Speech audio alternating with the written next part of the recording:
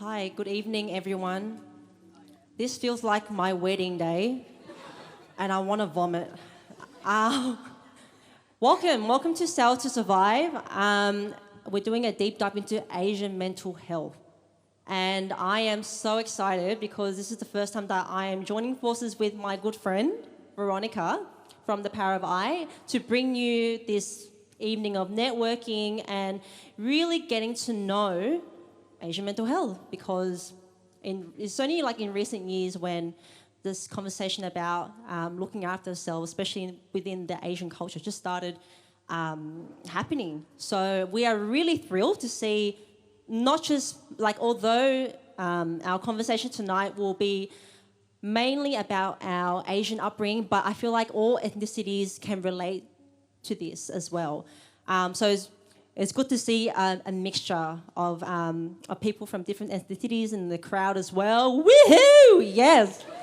Yes, okay. So, who am I? For those of you who don't know me, my name's Amelia. I am the face behind Tran-Bencio. I also did this calligraphy as well. And I am Australian-born Chinese, but we speak Cantonese at home. I inherited the surname Tran. I don't know why, but I don't speak Vietnamese, so you can call me a fake Vietnamese. And my Vietnamese goes as far as ordering food, that's it. But in my family, I have three siblings. So my siblings are the two in the coffee shop. Woo! Volunteer work, woo! There's three of us. My sister is 4 years older than me. My brother is 3 years younger than me. But that's my family. My dad and my mum were Vietnamese refugees. Do we have any parents who were Vietnamese refugees? Woo! Woo!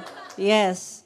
So, so the inspiration behind Sell to Survive, it came from my dad's refugee diary that I discovered. That he kept hidden in his room, and that was 44 years ago. Yeah, and I didn't know that he kept a diary all these years, and it was just like, oh yeah, I just got bored, I got nothing to do, you know. But more onto that later. I just wanted to quickly also talk about this special guest I'm bringing tonight. We have two special guests.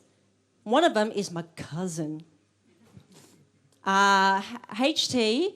I don't know who the hell he was when I was little, because he was so much more older than me. So he was well into adulthood when I was in primary school.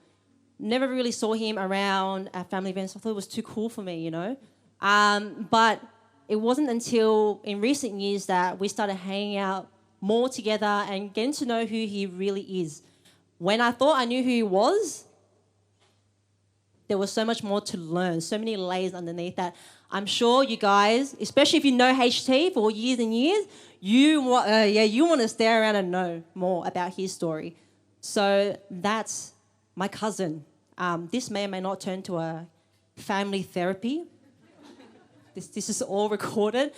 But over to you, Veronica. Who have you brought tonight, and who? Yeah. Hi, everyone. Hi. Hello. Thank you all for taking the time on your Saturday night to join us today in starting a conversation on Asian mental health. Thank you.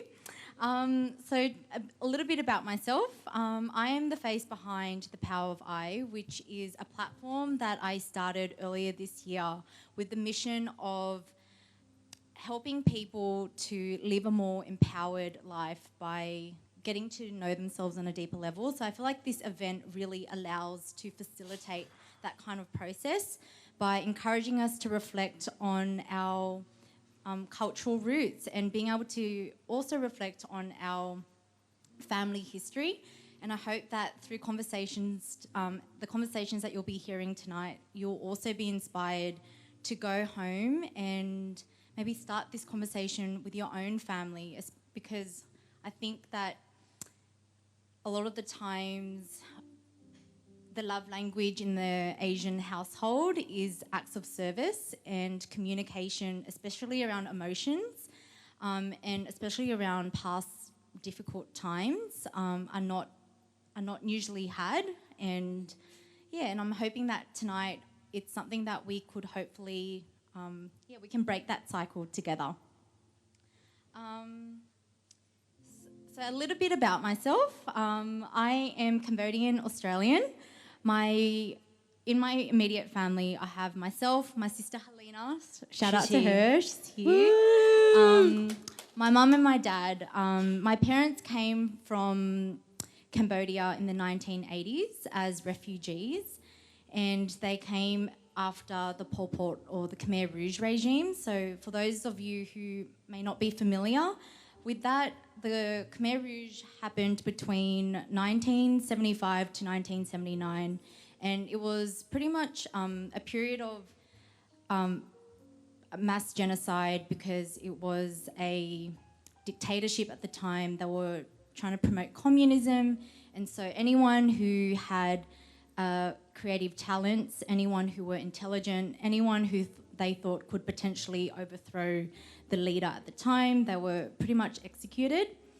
And my dad being one of 10, my mum being one of 4 children, I find that I am very blessed to have both my parents and all their siblings, plus both grandparents on both sides. They were very lucky and fortunate enough to kind of come here to Australia and to have survived the war. And now they're all pretty much living in the same city council, only 5 minutes away from one another. And I think, and that got me thinking about how my parents' generation were able to deal with the traumatic experiences that they went through. It was because they had their community and they had their family, and they really made that a focus of the way that they wanted to raise their family. And I'm hoping that that's what we can start here today as well, is the whole point of this gathering is to help start a conversation but also build connections, because we know that starting these conversations and forming these connections can be a barrier to potential mental health problems. And so, enough about me and my family background. Tonight, to help out with our conversation, I would like to introduce my cousin, Angelica. Woo! All the cousins. So Angelica, or Ange, for those who are lucky enough to call her family or friend, and I'm lucky enough to call her both. And how Ange and I know each other, our grandfathers are brothers, and we just happened to coincidentally grow up on the same street, and we went to the same primary school. And so a lot of our childhood, being kids of the 90s, a lot of our weekends or holidays were spent running up and down the street, building like forts and cubby houses and have sleepover in them, and lots of pretend play because we didn't have technology back at the time.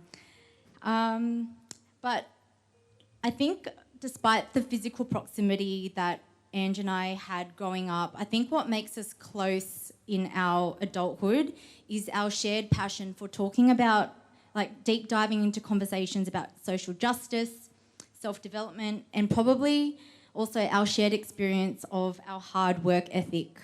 So we both definitely had parents who were very pushy when it came to academics. So it's no surprise that during our school holidays, one thing that we found a lot of fun in was pretend playing teacher and students. Like, as if we didn't have enough of school already, that was what we did. And we went so far as creating worksheets and gave them to our younger siblings to complete. Yeah, remember that HC? Yeah, me neither. I don't remember that. But Ange is now a senior associate practicing in competition, consumer and regulatory law. What I admire about Ange is her passion for social justice and her courage to speak her truth. That is why she has always felt like an older cousin to me, despite being 10 months younger than me. The advocate in Ange and the lawyer in her definitely shone through from a very young age. She was representing our school in public speaking competitions, and it wasn't too far along before my sister and I went to her to have her help us write our speech, like the one she helped me write tonight. No, I'm kidding. But I believe that what got Ange to where she is now is her strong work ethic, and I thought I wanted her to join in today's conversation because she has broken so many glass ceilings to get to where she is now, representing Asian Australians from southwestern Sydney in a very large law firm where we know can be often dominated by older white men. And it's funny because not too long ago, Ange and I were actually discussing with our friends about potentially starting a podcast because our conversations during our catch-ups are always so deep and insightful. And Ange had like this vision of being able to be on a panel in front of an audience. And I just feel like we fast-forwarded that moment to tonight. Manifestation.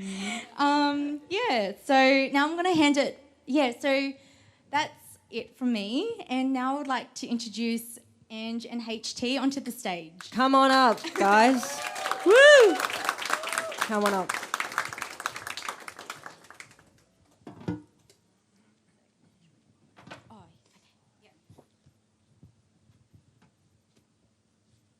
I've never sweated this much since missing my wife's birthday.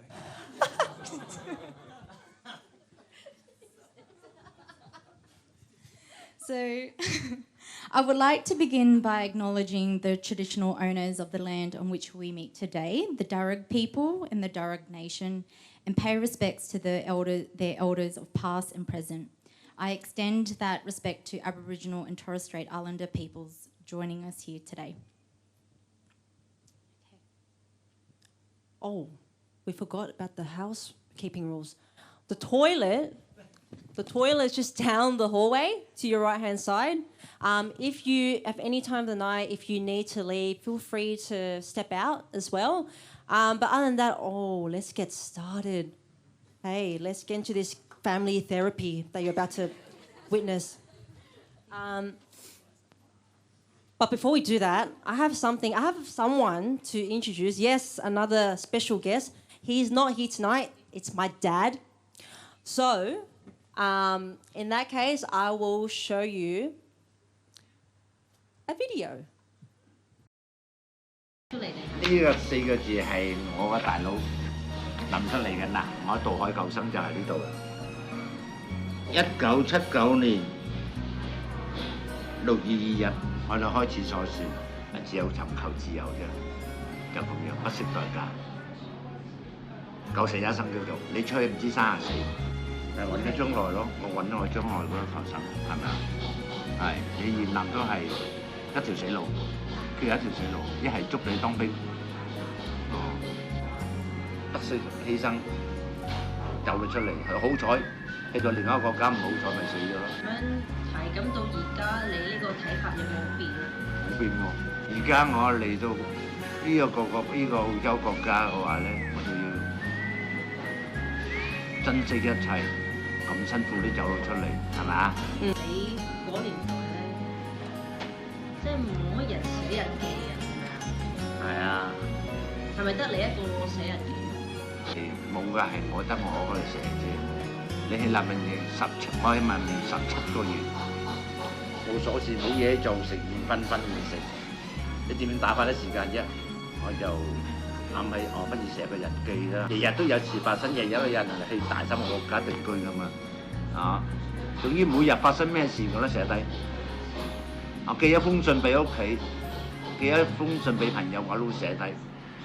所以寫咗成咁厚啲字。係啊。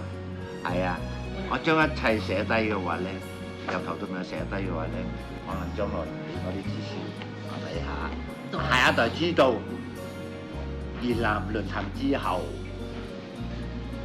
跟住我哋走船出嚟所發生嘅一切，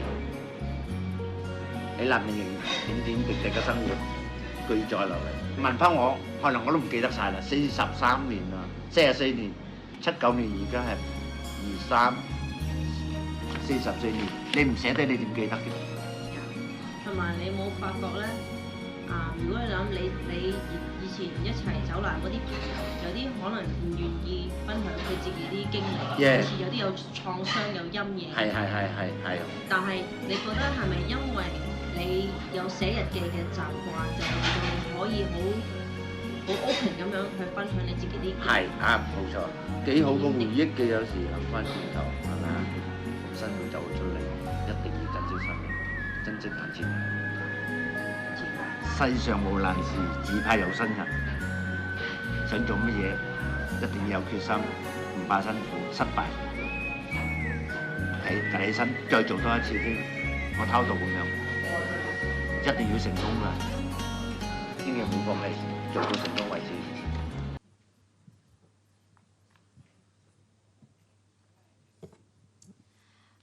So the next part of tonight, I thought I'd share with you all a meditation experience. So it will be a brief one, but I thought it might be a nice way to kind of get us settled into the night and to get us to start reflecting on ourselves. So if everyone could just get comfortable in the seat where they are.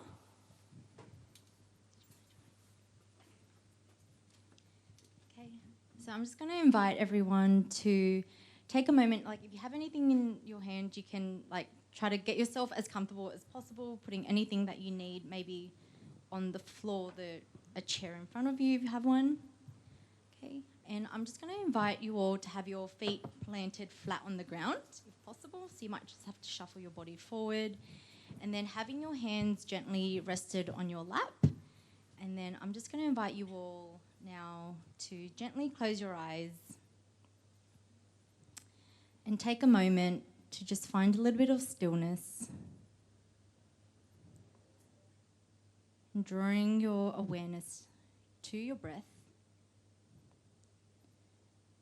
Just feeling the sensation of each inhale and exhale. Going in through the nose, feeling your belly expand.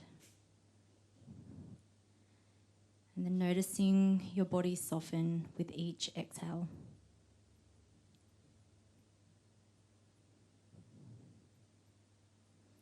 And throughout this practice, if you find yourself stuck in thought, if a thought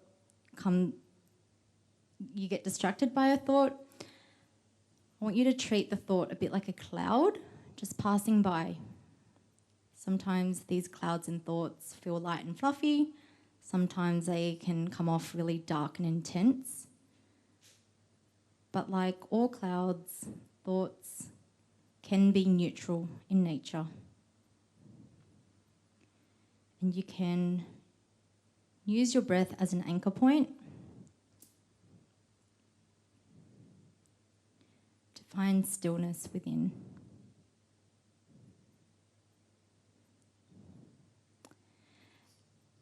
And now I invite you to think about someone, a family member that you love dearly and you know loves you dearly. And I just want you to bring them into mind, into your heart space. And as you think of them, and as you think about the love that you have for them, I want you to take note of how that feeling of love comes up in your body. How does that feel?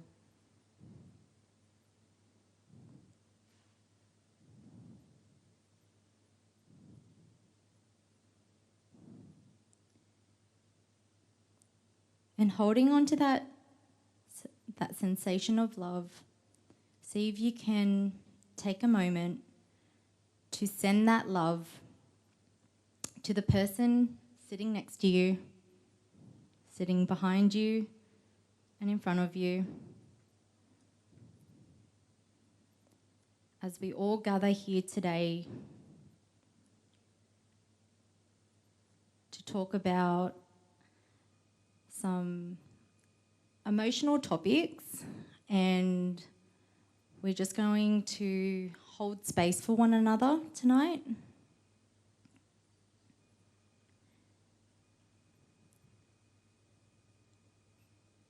And then when you're ready, you can gently bring yourself back to your breath and start wriggling your fingers and toes.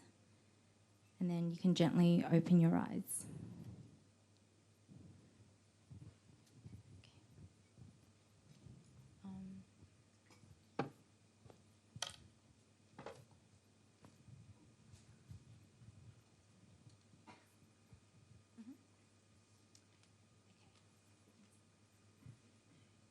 So the first theme that we'll be exploring tonight,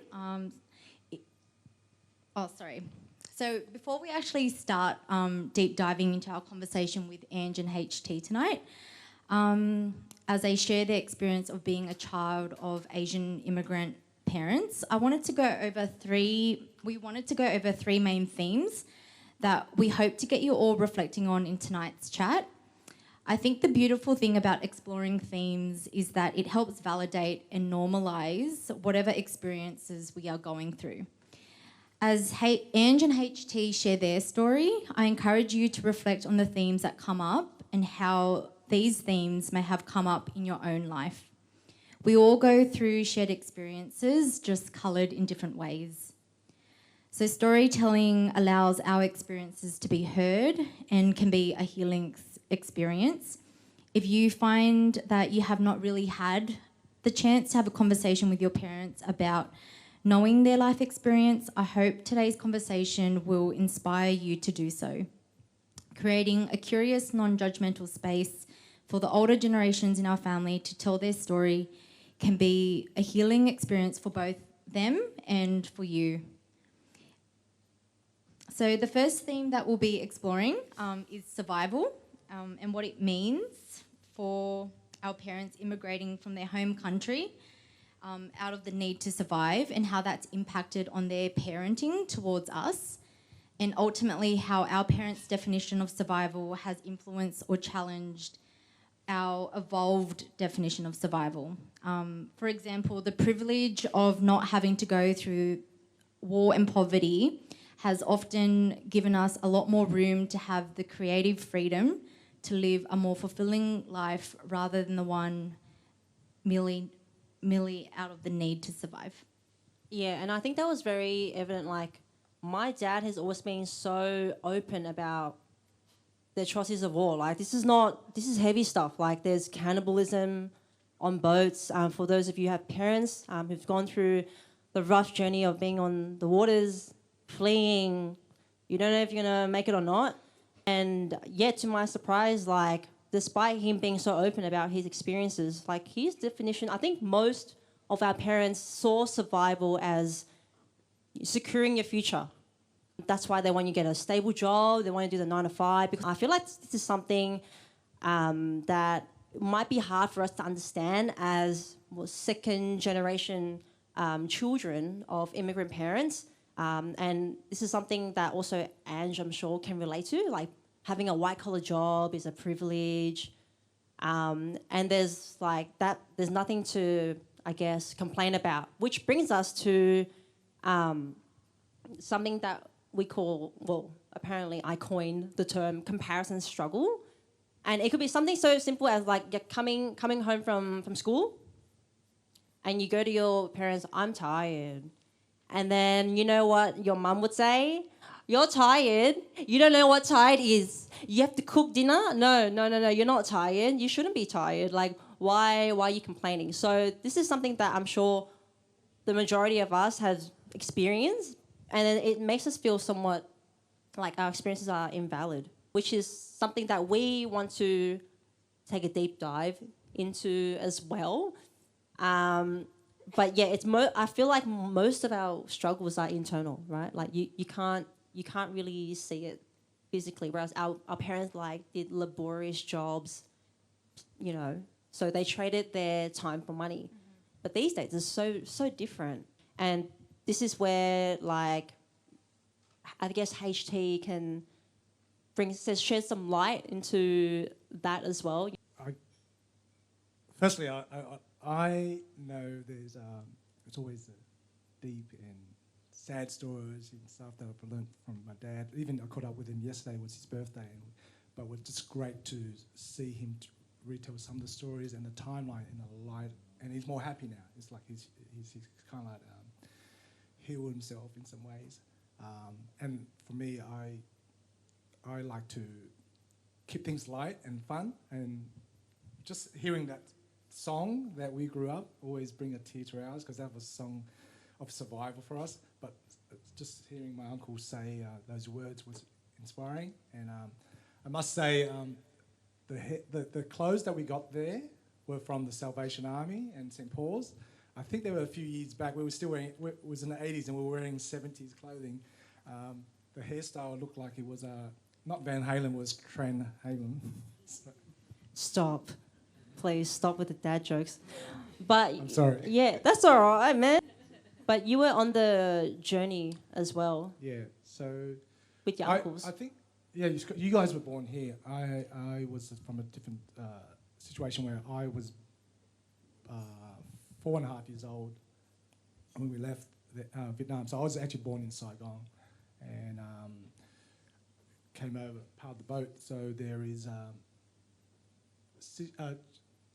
what you call experiences and visuals that I see. I don't know the exact timeline sometimes, so I have to revisit with my dad and mum and uncles to know. But there were very some, if you could say, scary, traumatic, or eye-opening moments. Oh, there we go. We have some visuals up there. HC, where are you? Are you there? That's me with a cat. With a cat? Yeah, standing Wow. up. I think I was getting ready for a White Man Can't Jump movie there. My brother's there in that trackie, the green trackie. So he was only about two and a bit. So that. My dad's in that dragon shirt, top there. Gangster. Yeah, so...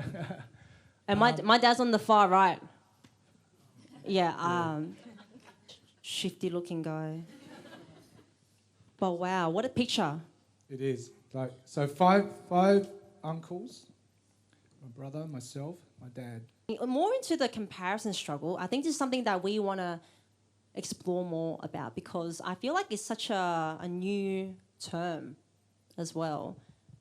And I think a lot of our struggles in our generation are invisible, so they're usually around mental health, whereas for our parents, they saw struggle as more physical challenges. And so I think a lot of the times that may have caused difficulties in communication and difficulties in understanding one another. And for us, I think can feel a lot of guilt and maybe shame and just maybe sometimes a bit of resentment that we have towards our parents because of that misunderstanding. But then this leads into the third theme of tonight, and that's about what it means to be a rebel and to rebel against our parents, because I think that can be so challenging when we can often feel guilty for perhaps not wanting what our parents expect of us, and what it means to challenge our parents' point of view and how to do that in an empowered way. And so, yeah, these are some of the themes that we're going to be exploring through Ange and HT's story tonight. And like I mentioned earlier, I'll just be encouraging you all to reflect on your own life experiences, on how you can start these conversations with your own family, and also reflecting on your own life, whether the life that you're living right now, how much is it influenced by external forces and how much of it is, true for you. And I think having this conversation can hopefully spark something in you if you feel like you are needing to take a step back to reflect on your life if you don't feel like it's aligned. But to start off, so we're going to get to know Ange's and HT's family history a little bit. So maybe we can start with Ange. If you could just, tell us a little bit about your family. And it was funny because when I think we were brainstorming these questions and sharing each other's stories as we were making this event, we realised that despite how close Ange and I are, we actually did not know much at all about one another's family history. And so, yeah, and I thought that was interesting. Hi everyone. So my family history is probably a little bit similar to V's, although we didn't realise it at the time. Both my parents were born in Cambodia and also lived through the Khmer Rouge regime. My mum was 12 when the regime started and my dad was 18. And my mum is the eldest of 7, 9 if you count the 2 siblings that passed during the regime. My dad is the youngest of 2, but he was orphaned before he turned 18 and was separated from his carer during the regime. But they fled Cambodia when the regime ended in 1979. And they travelled by foot to the Thailand border where they sought refuge. They were there for 3 years and in 1982 they were sponsored to Australia where they started their life. So at that time, Mum was 19 and Dad was 25. I think we should put... Oh, there we go. We got a family photo there. So, Ange, can you tell us a little bit about this photo? I can't tell if it's Vietnam or Thailand or Cambodia. Well, it was Thailand. Yeah. This was actually in the Thailand refugee camp where they stayed after they left Cambodia. That is my grandpa there in the middle. My mum is in the blue in between those 3 women standing up at the top. That's not all of her siblings. It's a lot of them there, but there are also other people in the neighbouring camps, no doubt. From hearing the stories from your parents, what was it like during that time for them? Like, I think in terms of survival, what was it like for them? Do you reckon it's quite similar to, say, like our parents as well? I think so. From what I've heard from you both sharing your stories, it's really interesting because they were in the refugee camp for 3 years, and by all accounts, it sounded extremely tough. Food was rationed. They all had to work, like very laborious jobs. But when they actually talk about that experience, they talk about it in quite fond terms, which is really interesting. Maybe they're just the memories that are easier to remember. But yeah, definitely survival in the typical sense that we'd imagine. You also had there's food. People took everything with them: gold, diamond, money, whatever. There's stories of doctors that were on board and they just had to, surgically insert some diamonds or gold bars. Through operation? Yeah, inside their body just to hide, because they're preparing that pirates could come and steal from that and stuff. So they're hiding their bodies? Yeah, and stuff. Then there's, I don't know exactly on our boat, but there's stories we heard from there, right? You got to protect the women from other guys, because people, this is just a tough journey. People in camps confined in one space, trying to steal food or this, that, so, there's those things. Literally fighting for life every day. Wow. If we could put the visuals up, please. Oh, okay, so we have, who's that, Ange? Who's that girl in red? This wasn't prepared. I didn't know we were going through every single photo. That's cute. But that's my mum in the middle holding my youngest brother, and that's my sister there. My favourite part of that is her train belt. And that's my elder sister. We're all 3 years apart, so I'm the middle. Are they here tonight? Yes, they are. We're the Sorn Erica siblings. Where are you? Are they here? Yeah. Yes. I love how this event literally bring all your families together. Yeah, I know. Well, I forced them, but yeah. That's awesome. Yeah. Oh, wow. And Ange, also just wondering, what was the dialogue like between you and your parents when it came to talking about their past? So how did you come to know about all of this over the years? Yeah, I definitely think as a child I heard bits and pieces, mostly in the course of being told off, where they'd say, oh, you kids are so lucky, or you'd never survive a day out in the jungle like we did.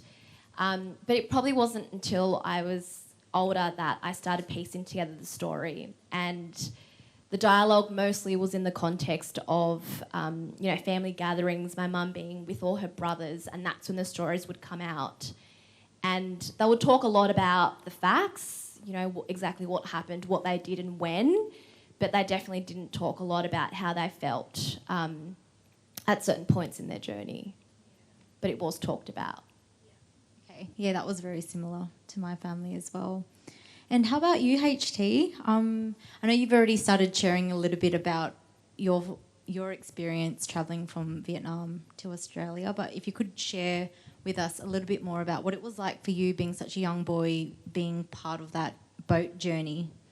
So it's good that I had a chat with my dad yesterday, and I wanted to find out, because there was a couple of photos. There we go. This is one photo. I'm the one leaning on the pole there.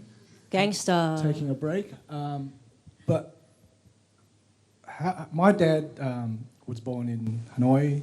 My mum was born in Vietnam too. They moved from north to the south. They were part of, they're raised as Catholics, so they dress with shirts and stuff. Their parents worked in my grandparents were caretakers in a French Catholic school, so they had contacts with the priests, so it's quite comfortable back then. Then the war came and things changed, so we've gone from wearing shirts to just pretty much like rags and so. But just want to quickly tell you that my dad, how they arranged the boat when we escaped was they had to sell kind of like everything, and you buy a syndicate to build a boat, right? So it wasn't just like just jump on the boat. It was like sell everything, find a captain, find a boat builder, everyone put the money together. This is the date. We need to try and smuggle the boat to this bay, get everyone on there. There were stories on the night before the boat was had. There was all these stowaways hanging on the side of the boat, wanting to jump onto the boat. Uncle was telling me that they were keeping guard to get these guys off, So you get the boat. The fleet of boats would always leave in 3, but over time they just separate and stuff. The boat, to give you a visual of it, imagine the boat is 18 metres. Right, it was legally supposed to be 14 metres, but they kind of went and stretched it out. 18 metres, 2 toilets at the back. There's a screen that covers you from the rest of the boat, people, for your privacy. But that's the ocean. You would just go to the back and squat and pee and do whatever. They lost one toilet when there was another boat trying to ram them, trying to push us, wouldn't let us enter a certain island, right? 460 people on a 2-deck, like 2-level boat. There's engine down the bottom and the top. So that's to give you a brief of how we had to get a boat to get to here. It's like sardines. Yeah. You got a dad joke for me? You gonna say something? I'm waiting for it. Yeah. Wow, and you still remember this? You were like 3. The parts. Or 4? This part I remember was, everyone had a ration where you had a drum of water. So everyone's hugging this drum of water. There's an old lady sitting next to me. She ended up dying. There's two deaths on the boat. Sadly, she died.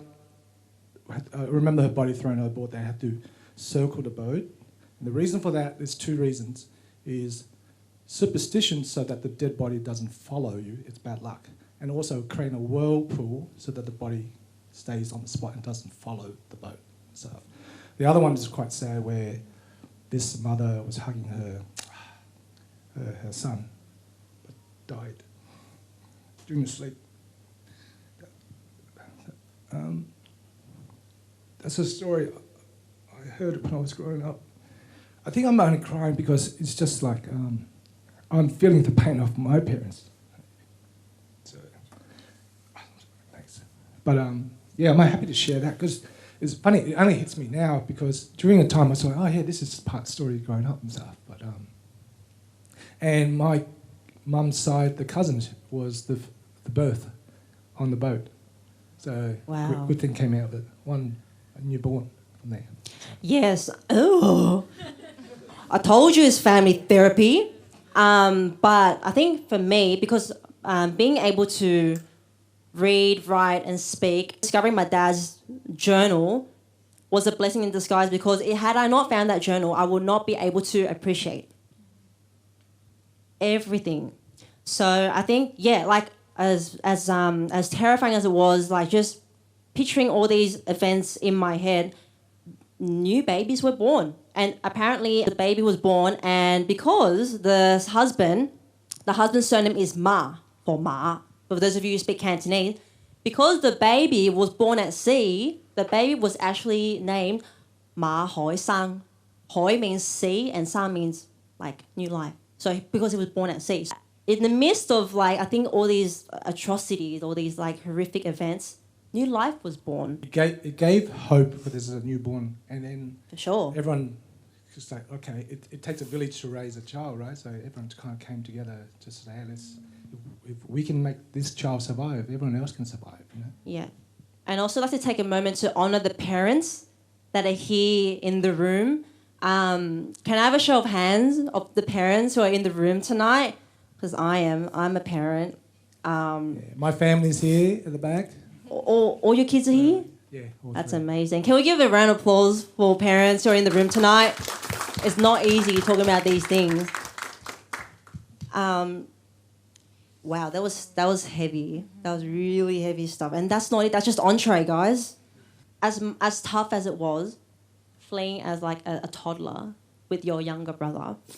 But did your parents talk much about leaving? When we came to Australia, we don't have Netflix documentary and all that stuff, but the only thing was like movies from Hollywood about war and stuff. Whenever we rented a movie or watched something on TV, that would trigger a conversation from there. I said, oh, that's not authentic. It's like, I remember watching Rambo, right, First Blood, and they were, oh, that's not authentic. And then he goes, oh, that's pretty good. It's really real from it. And they would go, you know, it's worse than that. It's this, that. So Hollywood movies was kind of what helped trigger these conversations. Yeah. So sort of like glamorized in these movies is actually more like... There is glamorized, but also is downplay in some ways where the environment was actually worse than what was there. And what about you, Ange? Do you feel like it was easy for your parents to, I guess you sort of like touched on that, but as an adult now, do you feel like the conversations have changed at home? I think they have a little bit, and it's probably more due to me trying to piece the story together and actually learn more about them and how they found the experience. It's more me interrogating them now as opposed to them telling me about what happened. And that has evoked a lot more emotion than what it normally has been. The dialogue, yeah, definitely has changed, but I think it's a very different experience being a child of immigrants compared to HT having had that first-hand experience. So. And HT as well, could you also share a little bit about what it was like for you to arrive in Australia and how your family were able to settle in? Yeah, so before we even arrived to Australia, we had to try and get to Singapore. That's our whole idea. And then we got taken away. They wouldn't accept us, so we had to try another route. And we got tricked to go back to the sea. There was one part, they said they made us spend money on the island and gave us new ration water. Took us out to sea, 12 hours, and we were being towed, and they were zigzagging so that we will forget the navigation. But lucky the captain was keeping the log. So, and it turns out those water was salt water to force us. You don't have fresh water, you have to go back. So coming back was, then we come to the islands, like stuck on the island, we had to burn the boat in order to be, you couldn't be a refugee if you had an able boat, so we had to burn the boat. Didn't have the match. The only person that had a lighter at that time. By that time, was a person that didn't smoke, but he had a lighter. You know, so we burnt the boat, and they came and rescued us and took us to a refugee camp. From there, we stayed there. I think it was a few weeks, 3 months. I think so. Yeah, before we got able to take and come to Australia to East Hills refugee camp.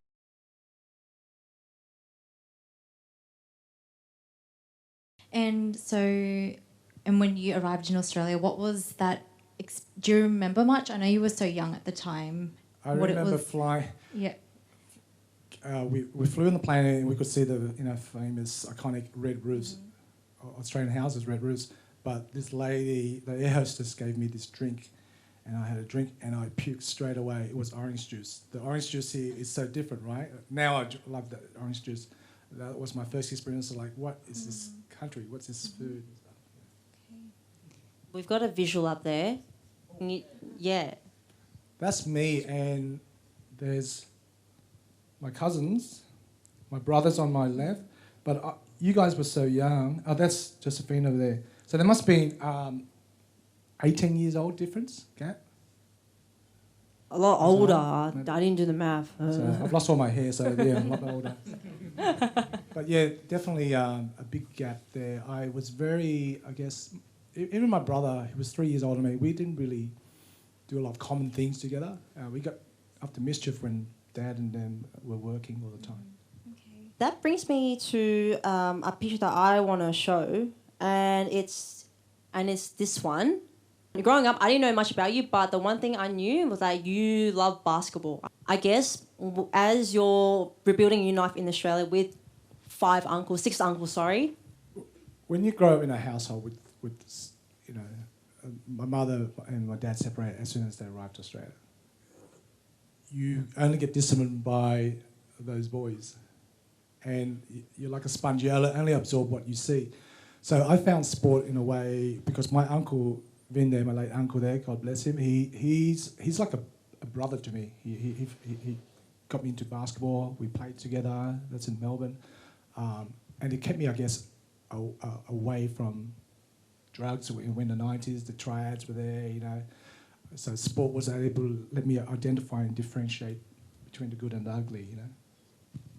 Yeah, and then I guess when we talked privately, you mentioned that there was a lack of praise and affection, which is something that I'm sure most of us can relate to. I mean, our parents' love language is very different, mostly through acts of service, cutting up fruits as a way of saying sorry, I guess.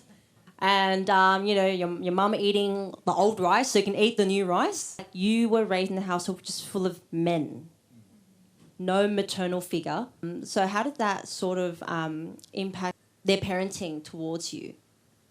So just to let you know, my dad was 24 years old at the time we arrived, and the 5 brothers, the youngest one was 10. So when Dad was going to work or the other uncles work, whoever was at home was my maternal figure, you know. So I would be with my uncle, who's the youngest one. He might be 10, 14 at that time, but he would show me mischief stuff. Let's go and slingshot and shoot birds and just leave it there and stuff. And then the older uncle would say, I'm going to teach you how to clean these dishes and stuff like. So it varies so much. I'd never got the right discipline. The discipline was a belt or a hand, or go to the yard and get a stick and just hit, you know, and stuff. They did only what they could at the time because grandmother raised them that way, and you know, so. And what about you, Ange? Like coping with the harsh of being a refugee, in your parents' case, like being a minority culture as well as a Cambodian, while they're busy trying to like rebuild their life, how did that impact their parenting on you? Is it somewhat similar? Yeah, I mean, the discipline is definitely the same. So my parents, I think, a big part of what they focused on when they came to Australia was just working really, really hard and, putting their heads down, and they worked really hard, and they basically saved up enough to build the first house for their family. And it wasn't just for them, but it was for my mum's entire extended family. And, they never really got an education at all, but that work ethic drove them to sort of have those successes that they had there. But in terms of how that translated into their parenting, they were very, very strict, and they basically were very hell-bent on making sure their children had all the opportunities that they didn't get to have.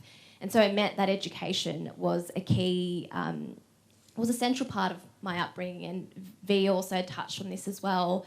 But I think for them, they really instilled in us this idea that getting an education was like the key to life, and the key to making sure that, it's kind of sad to say, but the key to making sure that people didn't look down on you in the same way that people looked down on them when they first arrived in Australia. So that was definitely like a central part of my memory. It's a good point that you brought out about being disciplined, education. So I wish I had someone to make me go, as my wife brought out points, that like someone just there to say, God, just go through it, go finish school and do this stuff. But a household for men was like, there's too much flexibility, so I kind of learned to be independent, do what I need to survive. And so as long as they come home and say, oh, he's still alive, it's fine, he's doing his food, that's no problem, But growing up, I had to grow up quicker. There were times I had to take days off school to interview them, to help them get interviewed for jobs and stuff, because I was the only one speaking English. The translator, yeah. He's a very good worker, give him a job. That's so cute. So, Ange, it sounds like, for your parents, they coped with the immigrant experience by channeling a lot of their attention into hard work and instilling good education in you and your siblings. And HT, for yourself, how do you feel like your parents coped with, some of the stress that they would have gone through being a refugee in a Western world? When they came over here to start trying to find work, didn't speak English, and you're just trying to find relatives to connect. They struggled to find work. There were stories about not able to catch a train, didn't speak English, so they're like, oh, okay, let's all get together, and they walk from Cabramatta to Flemington, so they just knew how to get there, and then just ask for work and job and stuff. So they just basically just hustle until they could find some work.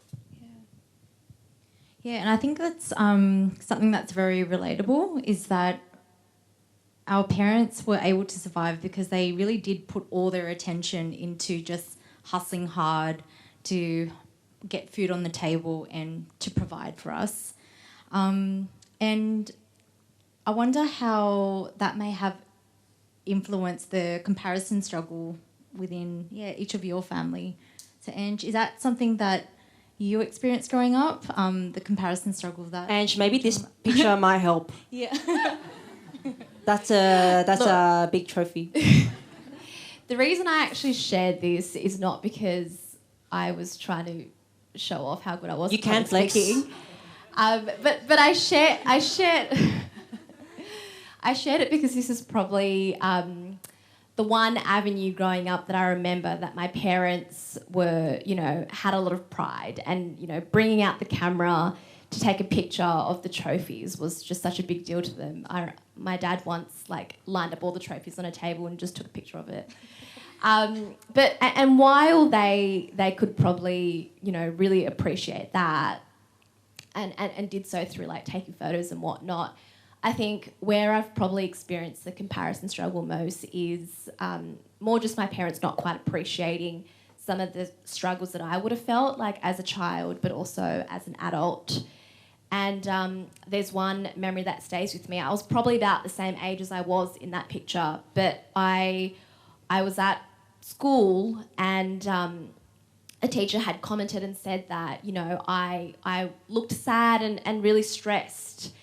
And I can't quite remember what compelled me to share this with my dad, but on the way home we were walking to the car, and I just said to my dad, and I didn't even say to my dad that I was feeling sad and stressed, but I said, a teacher commented today saying that I looked sad and stressed.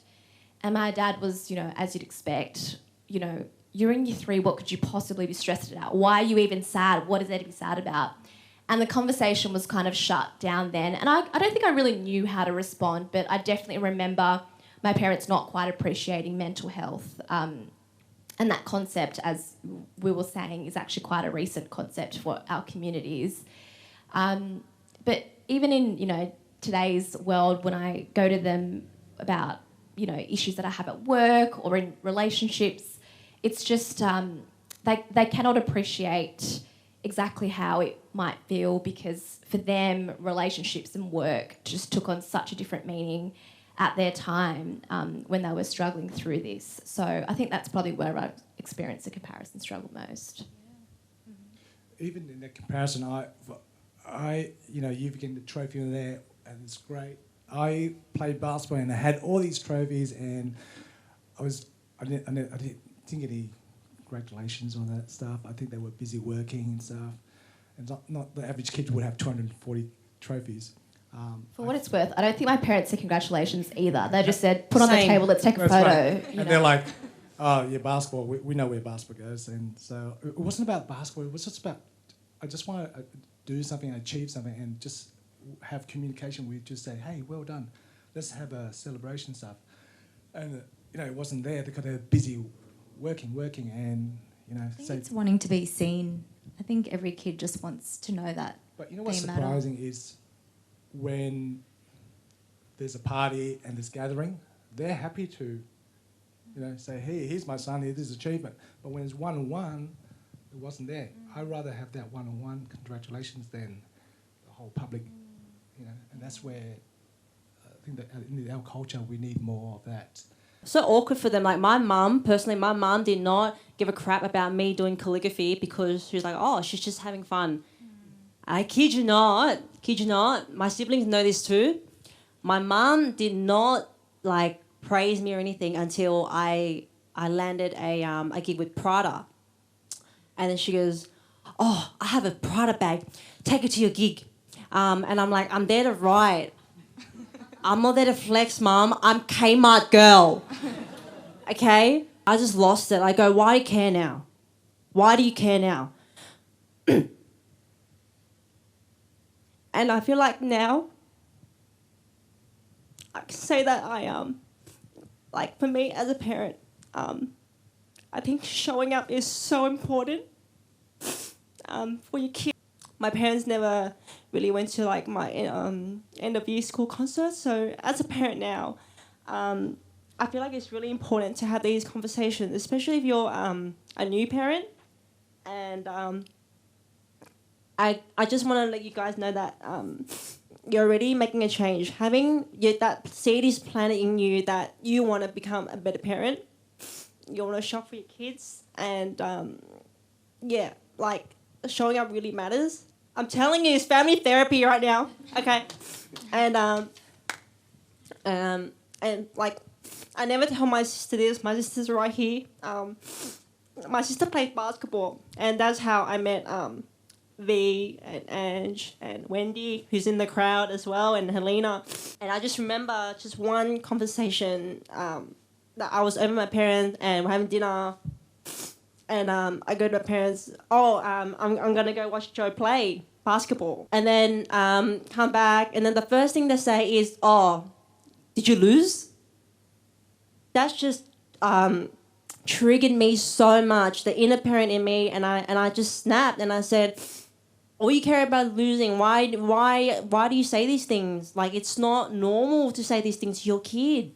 And that really encouraged me to become a better parent, my parents probably the same, they focus on just hustling, and their definition of survival is just to keep the lights on, put food on the table, and they just use that, and somehow their emotions are suppressed, you're dealing with the atrocities of war, and then all of a sudden you have to suppress these emotions and just focusing on keeping your family alive. But then in that moment, I reminded myself to be patient with my parents as well, which is something that is so important for us to do, is to be patient with your parents, because they're just doing their best as well with the resources that they have.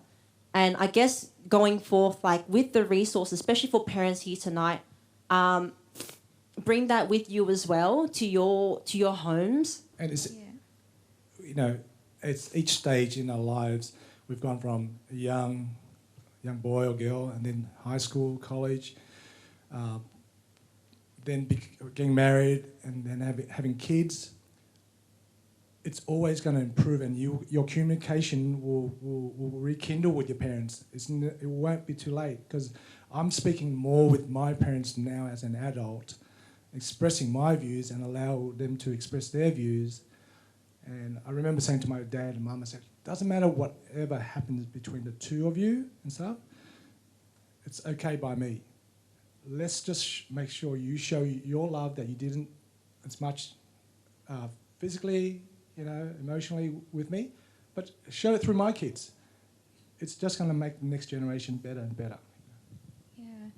So there's definitely a common theme around the lack of physical and verbal affection and showing up, because often immigrant parents can be very focused on work. And I can imagine as a child we would feel invisible. Sometimes there's elements of not feeling loved, not being cared about, especially when we go to our school assembly and all the other parents are there, but perhaps ours isn't. But I think what's also important to note is that there are so many different ways of expressing love. So I'm just wondering, how, despite the lack of physical affection and the lack of perhaps showing up to these really important events that, you know, felt really important for us as a kid, but maybe for our parents, they didn't see it that way. In what other ways do you feel like your parents showed love? Because sometimes it's hard to recognise that what love is until we're a lot older and realise that there are so many ways that love is expressed, and it's not just through words and affection in the way that we see it in TV shows and in movies. So I definitely think that becoming an adult and has actually helped me to appreciate the different ways that our parents can show love. And it's probably the case with maybe a lot of you here, but my parents' love language is definitely acts of service. My dad has always been a relatively affectionate parent for his generation. He was really close to his mum in particular, but my mum was the complete opposite of affectionate. And if you look at the relationship she had with her parents, it was, the furthest it could possibly be from affectionate. And so my mum has never really been physically and emotionally expressive. But what she does do is that, she helps out with a lot of things, you know. If it's like, if you need food, they're really good at doing food and they're really good at packing food and stuff like that. And I remember my sister went through like a really hard time recently with like exams, and they would like pack all this food and meal prep and drive all the way to Wollongong just to drop it off, and then they'd drive back. So I think like they show up in that way. And like, I think just for both of my parents, anytime that I like need to be picked up or anything like that, I know I can kind of just ask my dad in particular, and he'll be there. He won't be able to sort of express why it's important for him to be there, but he'll be there. With my side, I guess as you say, as you grow, you start to appreciate what's going through there. I mean, just the smack here and then, looking back now, it's like actually saved me from jumping off that tree, doing this and that, you know. But they expressed love by, you know, providing food. As the brothers, they stuck together. There was, these racial incidents at work and stuff. They showed, hey, how to stand up for yourself and stuff. There was, I think there was a story we told you that I came back from school and there was 5 boys hiding in the streets trying to beat me up, and my uncle came back and said, look, you can't run away from it. He brought a broomstick out and said, go and face that guy. He's over there. I'll be watching. So I walked up and I said, hey, what you know, explain to me, why do you want to beat me up and all this stuff? And these are Asian boys too, right? But he goes, well, I'm just following because he told me to, and he told me to. So they just taught me how to survive and stand up for myself for independence. And Yeah, stuff. being street smart, right? Yeah. Yeah. So. This is Cabramatta in the 80s. Hard But time it's to true be an though, Asian. Like it's going there and I've seen them having to stand up for their rights and fighting for. And in my wife, dad, in Flemington Market, when they were starting their business stuff, they had to stand up. There was fights and stuff through there. So they taught you to say, hey, just because we're Asian or we're timid and stuff doesn't mean we shouldn't stand up for ourselves. You know. So the love there is to say, you know, stand up for yourself.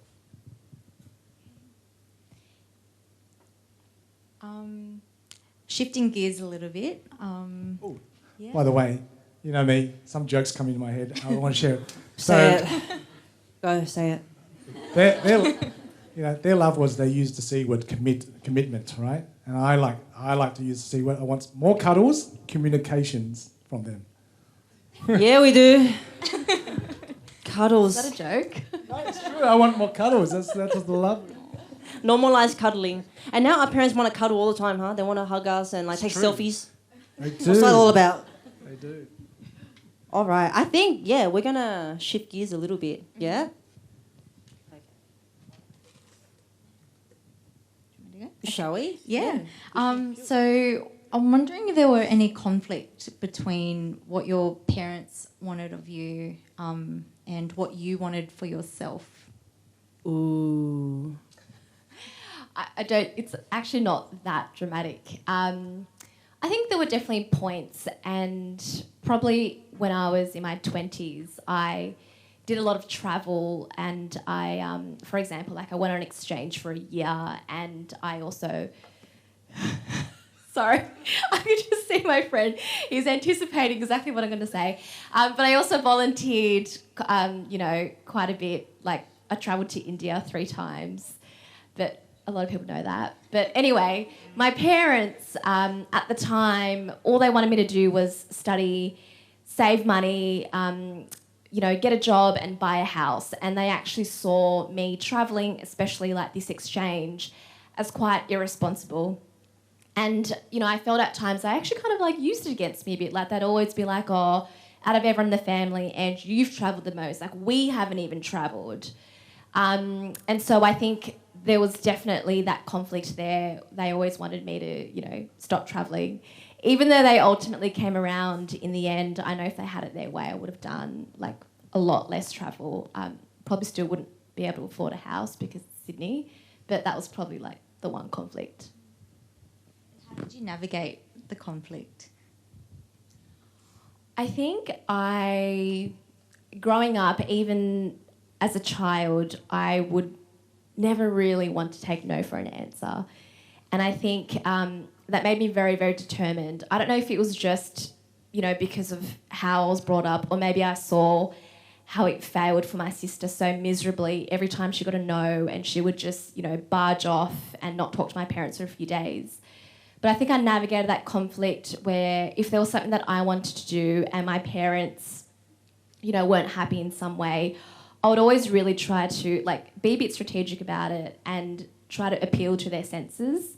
I'd never take no, but I would try to frame what I want in a way that they would understand. So classic example is a volunteering thing. I know it sounds a bit manipulative, but it worked and it's sort of true. But with the volunteering thing, so I wanted to volunteer in India in a rural village, and the concept of volunteering to my parents is just so foreign, why would you want to go and willingly spend this time in a village? We used to live in a village, it wasn't great.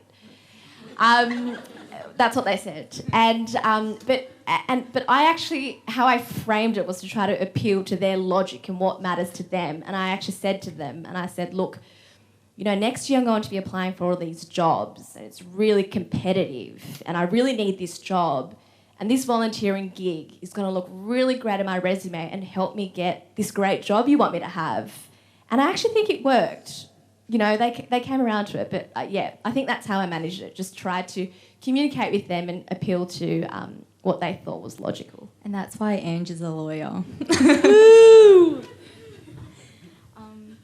I think that's maybe because we're both middle children as well. Yeah, middle children.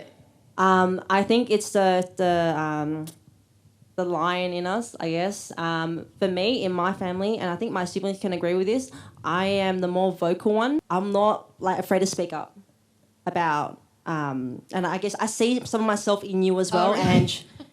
And there were quite a few conflicts, mainly between my mum and I. I'm a daddy's girl, proud to be one. I didn't really become that close to my mum until I was mum. And then I sort of like seeing, I developed a more compassionate view towards my mum, Yeah. you know. And then I guess my parents, their way of like explaining things to us is like, oh, you don't get it. You'll get it when you're older. But they would never reason with me. So I think for me, as I grew up, as I became a mum, I would reason. Yeah. I would reason with them. I don't like it when you hold my baby like this because X, Y, Z. Not based on superstition. Like I'm, reasoning. Growing up, a lot of things weren't explained to us. We're just told. It's just the way it Just is. told, or like they censor it. I guess for good reasons. Now that I'm a mum, but yeah, I think for me, the conflict between my mum and I is that because my mum is a very frantic person, something doesn't go right, and I think it's also her being a firstborn as well. She's always played the good girl card, very people pleasing, and I've inherited some of that trait as well, being a good girl, and she's the peacekeeper, but I'm not now. Something goes wrong, I have to speak up. She sounds like my mum. Yes. Your mum's the firstborn too, Yeah. right? Yeah, 100%. You know who's also firstborn? My sister. She's not a people pleaser though. Nope. Can we stretch? Yeah. Yeah? Okay. I think we should stretch for a bit. Come on, guys, let's get up and stretch. Oh, my goodness. Are we good? Are we refreshed? Yes, we are. Because we're doing more crying. Okay. So we're gonna put up a picture. If we just have that up on the screen right now. Hottie. So, Ange, it sounded like for you one character trait that you really learnt from dealing with the challenges that came from the conflicting goals that you and your parents had for your life was you really learnt how to communicate well and to be able to, push the boundaries and to assert yourself. And so I'm wondering for you, HT, what character trait do you feel like was born out of the challenges that you had to navigate in dealing with the conflicting interests that you and your parents had for your life? Like how you navigated through that haircut. It's funny, this haircut There's a here. good story behind it. Yeah, I was just tonight it hit me. I was looking back and said, what happened was my dad was cutting his own hair. We didn't have money to go and see a hairdresser and stuff. So he's cutting it and I said, that looks so cool. Can you cut my hair? Right? Because we got school photos next day. So he's cutting. There's a photo in this garage. I'm squatting down. I couldn't find it. He's squatting down. He's cutting. Someone's taken that photo. So he's cutting. And he's going higher and higher and higher. And he's like, he's laughing. And I'm like, what? He shows me this mirror. And I looked at, and I totally was about to cry. It was like, I can't believe I think we've all been there with home haircuts. I can't believe you did this to me and stuff. So next day I went to school. I didn't want to go to school. I had a hoodie on, get to there. And that was a year 3 photo. And then I had to stand up because I was one of the taller guys and it just stood out. And I was like, I put on a brave face and stuff. And there I smiled with pride. And one of those traits is like, doesn't matter how shitty that haircut is, what life is, show up. There's always a shiner side of it. What a great and metaphor. thank you for Stranger Things to making it cool again. I can't unsee that picture of you. I cannot. But what do you think is that character trait that you developed, I guess, that was born out of you to learn how to navigate through childhood? Just being shown a lot of gratitude with things that you don't have, but things that you do have, and what you can do out of resourceful, and the people with you. So show gratitude to yourself and people, and get along with people. I think that's probably what's got me to where I am, to be able to find so many friends and mentors and people to share with, and not be shy to show my emotions, because just be open and humble. I hope that answers, because part of my trait is like I don't listen sometimes. You're telling me something, so I want to do things my own way. I guess growing up, being the oldest son, and I had to do things my way. I still struggle sometimes. My wife says, "Didn't you do this?" I said, "You did tell me. I didn't listen and stuff." So. And you know what? Like, despite the many years that we didn't spend together, because you're so much more older than me, I think you, like, now that I see you, what you're doing. By the way, HT, he is exclusive distributor of the Net Return ANZ and Asia Pacific. So he is your golf guy. I'm the distributor for the brand, the Net Return over there. We sell golf nets and golf simulators. Just started with one net, and just and worked my way up, and with a bit of help with friends in the community in golf, just build it, and here we are now. Now we build a business to look after the family. Amen to that. I mean, HT, I can see why gratitude was what you pointed out, because I think in you sharing with us what you've been through, and which you didn't share with us tonight, but through our discussions, I remember you also saying that you've become really good at being resourceful, and I think that comes out of gratitude, because you have to appreciate all the things that you have in order to use it in the most efficient way. And it reminds me of that story of how you were able to fund your own basketball competitions.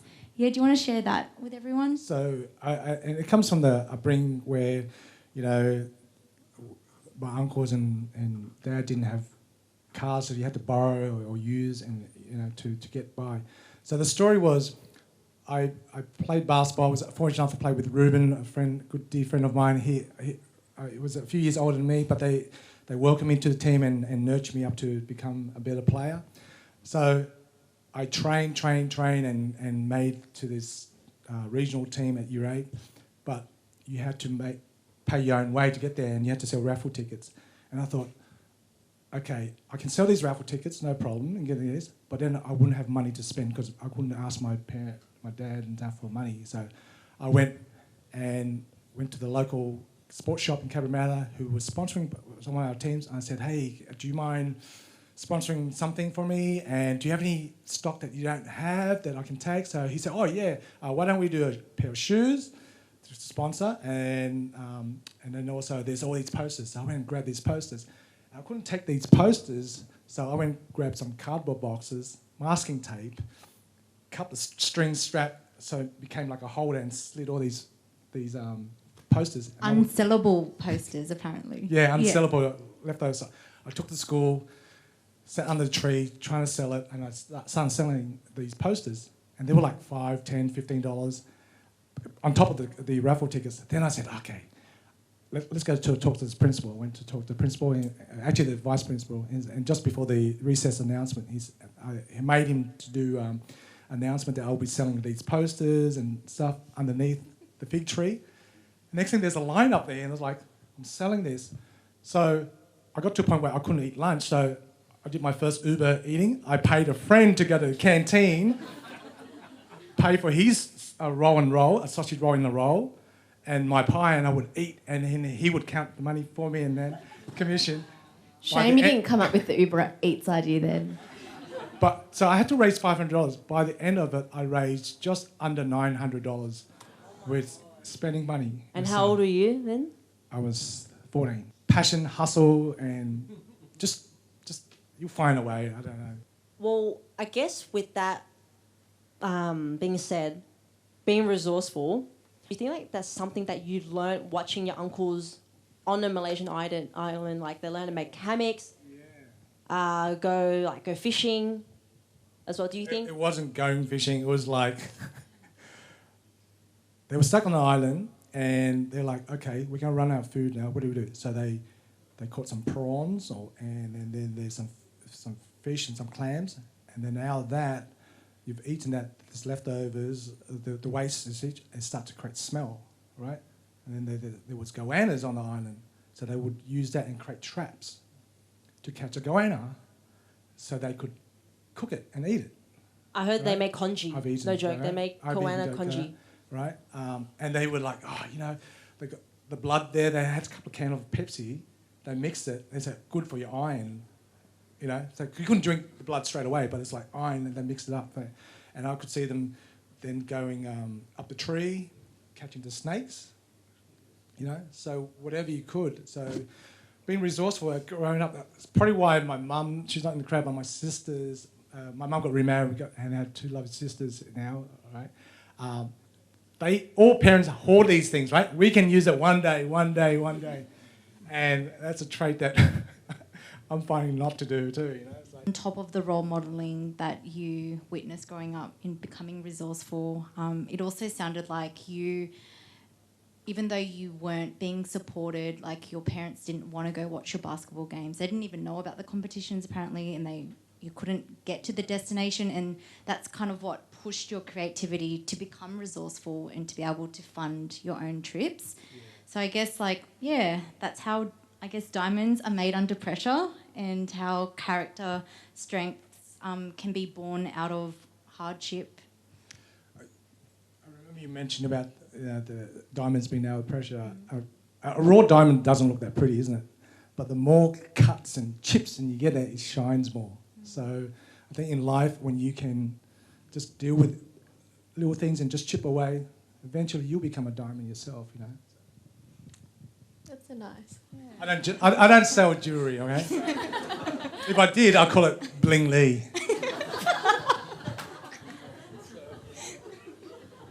Stick to the net return. All right. So I'm going to shift gears again. What is an intergenerational pattern that you recognise runs in the family, Ange, that you would like to challenge or grow out of? I think I already touched on the lack of affection and praise point. The other one is probably just like not talking about emotions. I think my parents, for example, are still learning the language about how to respond to someone when they ask, you know, how are you? And the person doesn't respond with good. They know how to ask, how are you? But I don't think they really know how to have that follow-on conversation. So I think one way that I try to sort of break that intergenerational pattern possibly is, you know, almost bombard my parents with like my emotions and sort of like force them to engage with them. It doesn't always work. But also making sure that I ask them, you know, the questions that they probably never ask themselves, or the questions that their parents definitely didn't ask them. I think that, that's in addition to the lack of affection and praise point. Okay. And how about for you, HT? Growing up, we were like, I think, not just the Asian culture, but the other some other ethnic cultures too. It's like there's the heavy drinking and there's the gambling start, because they think like it's the quick, trying to get money quick and how to street smart and only celebrate when there's a win and only talk when there's a rowdy crowd and celebrating. I would like, that, hey, we can have a quiet drink and still talk. We don't need to gamble to show off that we can chase and make a quick buck. Let's communicate and be a bit more open to affection. I grew up in that environment where you make a bed and someone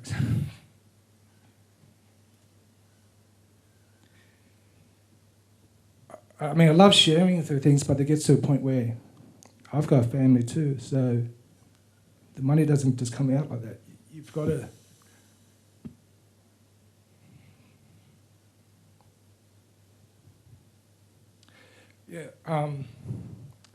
get rid of that gambling culture, the drinking culture.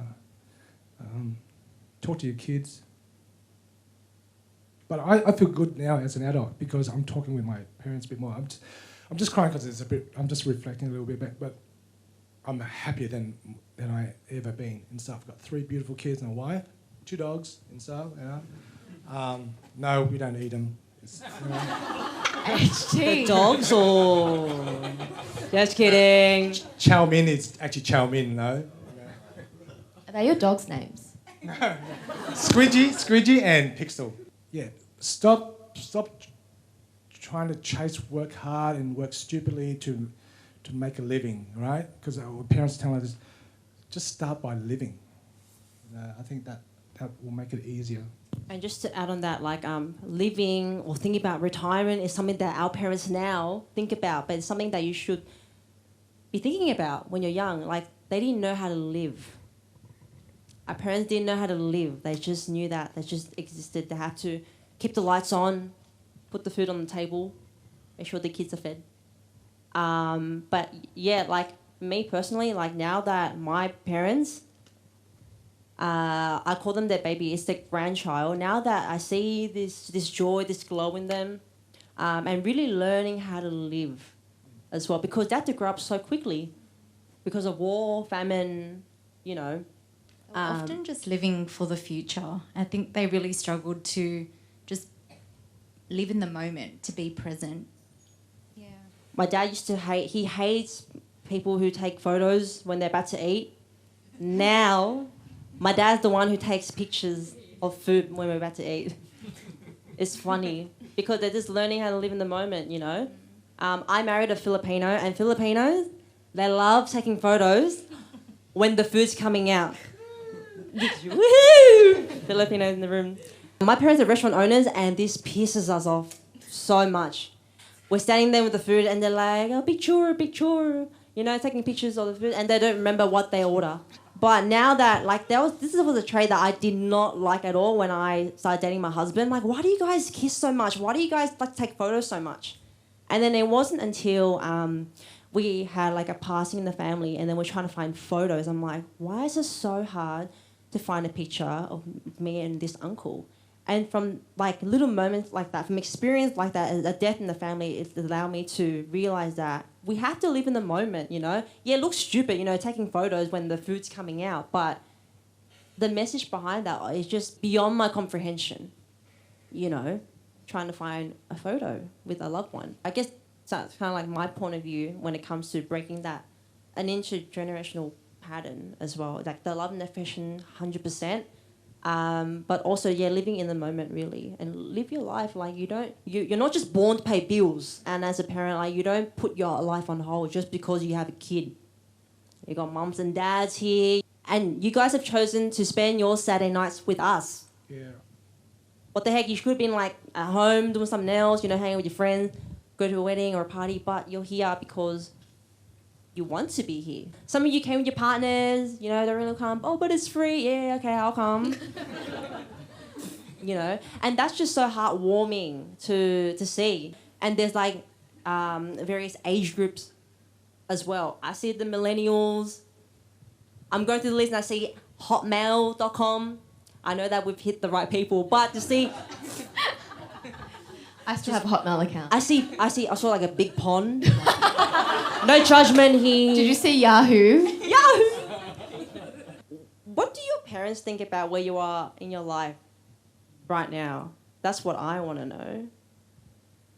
I think my parents are pretty happy. I think they might not really say it to me, or they actually don't really say it to other people either. To your point, HT, about how your parents would talk about it in the company of others. My parents don't, but I think they're quietly proud of all of us. My parents still don't know what I do.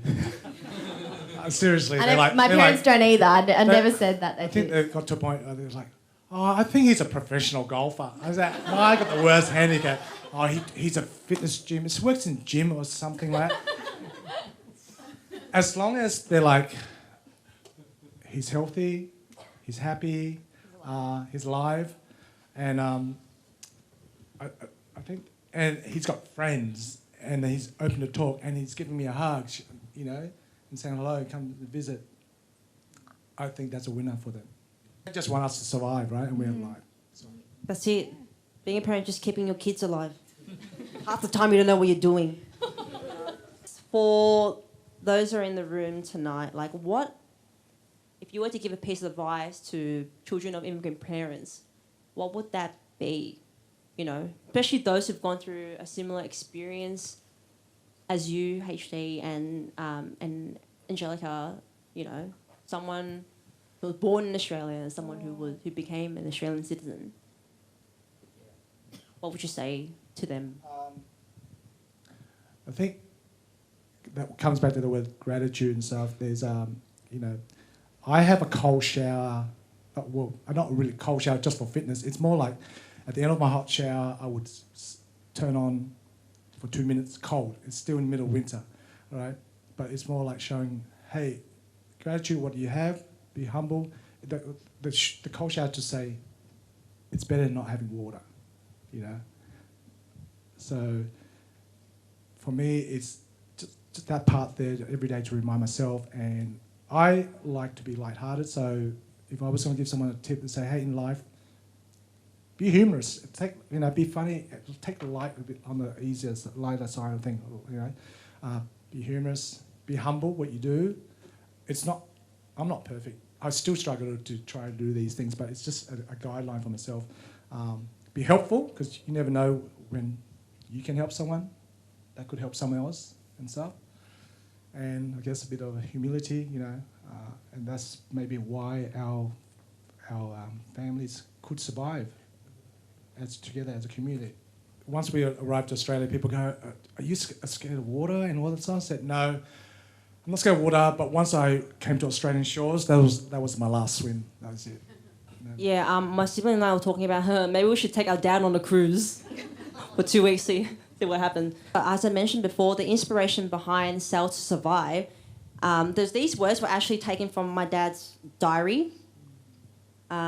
渡海求生. So you're literally crossing the waters to live. And where am I going with this? I think almost 50 years ago, our uncles fled Vietnam, but then my dad kept a journal. Journaling was not a thing back then. Mindfulness was not a thing back then. And I think when my dad told me his experience of journaling, he just went, got nothing to do, was stuck on an island for 18 months. So I just decided to document. I was mind blown. My dad actually started mindfulness back then, which was unheard of. And because he documented these events, he is able to openly share about his trauma. And which is something that not a lot of people can do, because a lot of his friends, they shut down, too afraid to show emotions as well. But also, Ange, sorry, what's the piece of advice that you want to... I remember. I didn't have any good advice anyway. There are probably 3 key things that I would say to maybe the younger generation. That's my sister. She's mocking me. The first is, take the time to learn about your family's history and their story, and you all being here is really part of that. As cliche as it sounds, the more you understand your parents, the more you actually can understand yourself. The second thing is to really celebrate and embrace your cultural heritage. It is something so valuable and so special, and do so in the company of others who just get it. Tonight is such a celebration of cousin relationships, but it is important to create a space where you can just be exactly who you are without having to explain, why you might feel pressured to do something against your parents' wishes, for example. And finally, I would say that as you get older, there are probably going to be more and more opportunities where you have the choice to somewhat parent your parents. And I think that there might be situations where you might have an outlook which is possibly a more, healthier outlook than what your parents might have to that same situation. And use that opportunity as a chance to, treat your parents the way you would like them to respond to a situation, but more importantly, in a way that their parents probably never treated them. So those opportunities do come up, and they get easier as you get older. And, as an Australian-born Cambodian. I might not have the first-hand experience that HT does, but, you know, as easy as it is for intergenerational patterns to form, I think there's a lot of opportunity for people like us to make a difference. And also, I just thought of something when you mentioned about breaking generational patterns. Our parents moving to another country is the simple act of breaking the cycle. They broke the cycle They by did it choosing first. to leave their country. Yeah. So maybe we should praise them for that as well. Good on you. You left the country. I guess that brings us to our Q&A. Yeah, did anyone have any questions or any comments? Yeah?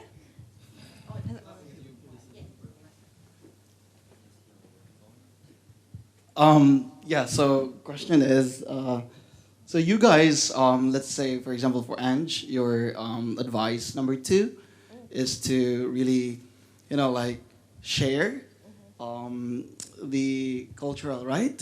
So I just wonder if you happen to visit your country? Like, Yes. Okay. Yeah, I've visited Cambodia. Yeah, I've been once. All right, and to what extent you're going to share that one to your kids, to your future kids? To what extent would I share that? Yeah. Like your cultural heritage. Oh, I think that is, for me personally, that is something that's very important to me. And I actually think that learning about my family's history and being in touch with the culture and embracing that culture and celebrating that culture just prepares me to be able to pass that on to future generations. Because I think living in a Western world, it is so easy to become disconnected and to forget about the relationships that you have, to tap into that. So that's just me personally. It's something very important, and I absolutely, if I have children, absolutely taking them to Cambodia. That's their first holiday. Right. How about for Amelia? Because I got friends who are Vietnamese, That's Australian, but they have never been to Vietnam. So they were born here in Australia. So I don't know what the reason behind this. And also, like back in Japan, I also got like friends who are like their parents were refugees. They moved to America, but they didn't have that kind of connection to who they are. So I just wonder for, let's say, Vietnamese who were born Australians. Have you been to Vietnam? I have. How much proud you are as a Vietnamese? How proud? Yeah. At first I wasn't. The first time I went back to Vietnam, I was 12 and I got out and I was like, ew. Right. It's dirty. My first impression of Vietnam was just, ugh, yuck. And then a couple more visits because I have an auntie still in Vietnam. And I guess as you get older, your appreciation for your roots just deepen because you want to know more. Why are we in Australia? How come our auntie is still there? As a parent now, oh yeah, I'm taking him to Vietnam. My siblings and I have talked about this as well, and we're saying because we have ancestral roots in China and Vietnam, because the borders are so close, I think how cool if we could just go back and just trace that. Because my grandpa, so our dad's dad, he's one of 3 boys. We don't know where his older brother went. We don't know what happened to him. We don't know what happened to the youngest brother. So definitely, I will bring my kids back to Vietnam. Yeah, this is my last question. Okay. Your parents, like how proud they are to introduce to you the culture? Because, yeah, I'm just speaking for my wife either. Like, yeah, born and raised in Australia, but kind of like lost with his Filipino back. Not so much, but yeah. Like how are parents introducing the root to you guys who were born and raised here in Australia? For me, it's like start from home. It's like they're so westernized now. Just take them to a local, go to Bankstown, Cabramatta, try the local cuisines, explain how this is cooked and how you share. Food brings people together, you know, and I'm looking forward to have my eldest. She's going to Cambodia and Vietnam for a school trip this year, and you know, it was like great, like go see it and for a warm up.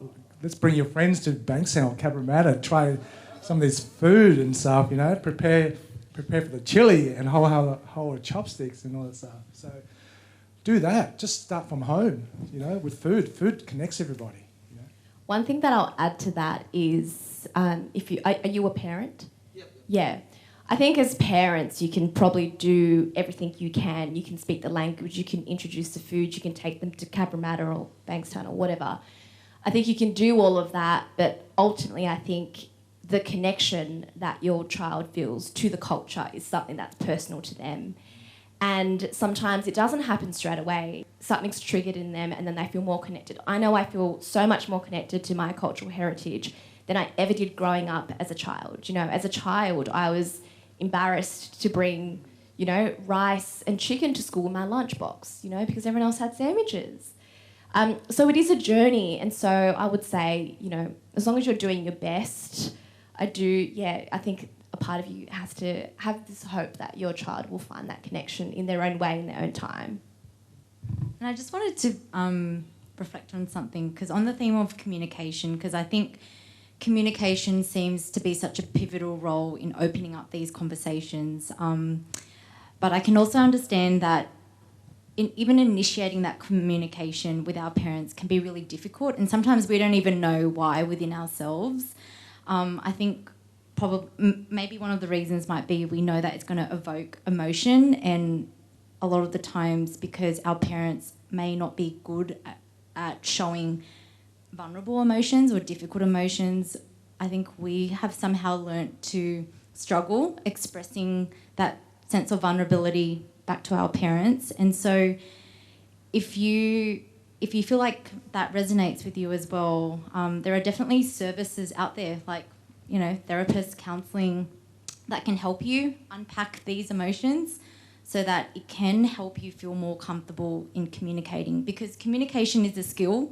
I feel like we weren't really taught how to communicate at school.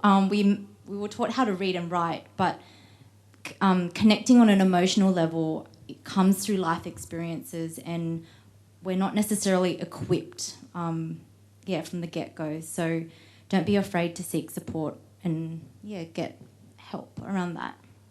You can also find that in your goodie bag. Making this a free event was so important to us because it shouldn't cost an arm and a leg just to seek help. Yeah, I think we can have a couple more questions from the crowd. Vivian?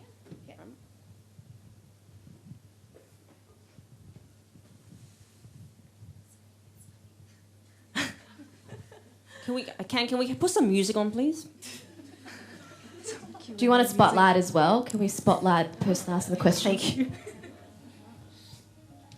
Hello. Hi.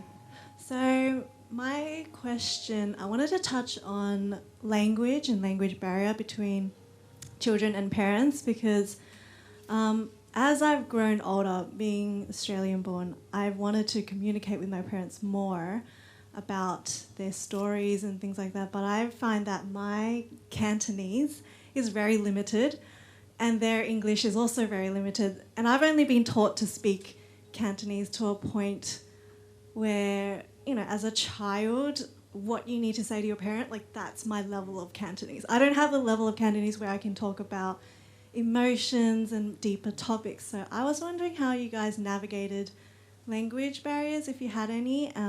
And I know, Amelia, you mentioned you're one of the only child that could speak, read and write Chinese. That's right. And I'm like, that's so impressive. The most superior child. I'm like, I wish I had that skill, and so I wonder also how you managed to get to that level. Yeah, thank you for your question. So I guess I think growing up, because I don't look Chinese, it was a constant struggle to really claim that identity that I'm Chinese. There's always a struggle, like, but why do you look like a darker Asian? You don't look Chinese. And then that made me feel really like alienated, like, but yeah, I was good at Cantonese, I can read and write, but like, what's the point? I don't look like one. But now that I'm older, like, I learned to embrace all of that, because you just never seen another Asian like me. That's all. So I guess when you learn to like embrace all of that, including like, you know, if your fluency in Cantonese is limited to food, to songs, use that. And I guess like for me, even like leading up to this event, I did not tell my dad about this event and ask him to do like a short interview until like 3 days ago. And then leading up to that, I had to do research. I'm like, how do I express in a way that it's not an interview, it's just a small chat. So I had to do a bit of homework as well. There's so many resources right now. I actually went on YouTube and just looked up resources. There's so many. We are very fortunate because there's so many Cantonese practitioners in the psychology field. And those who speak Cantonese, there was I think the sentence was, I need some boundaries. To make it sound more natural, you would say to parents, also, I need some space. When I told my dad, sorry, jumping a bit, about we're hosting like a workshop, and it's about Asian mental health. How the heck do you explain Asian mental health to your parents? When our parents hear mental, they're like, oh, yeah, you have a problem. Mental? Crazy. You're crazy. Silent. That's yes, like you're locked up like a lunatic. So I put the light on him to make him feel good. I go, it's about how you survive and you fight for your life to be where you are now. So we just wanted to deepen our understanding of like what was it really like and how that impacted you as a person growing up. So when you reword it like that, repackage it in a way where they can understand. And if they see you trying, that's a good sign. They see that you're struggling to find the words, and it could be just really simple words. If you don't mind me asking, are you actively looking at extending your Cantonese vocabulary, particularly in mental health?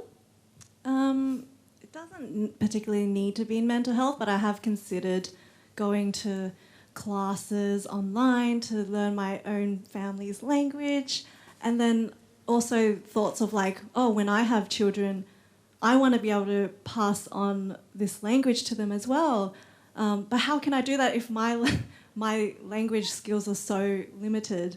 So there's those kinds of thoughts that come into my mind, but I just haven't prioritised actually getting the classes done. Can I add something to that?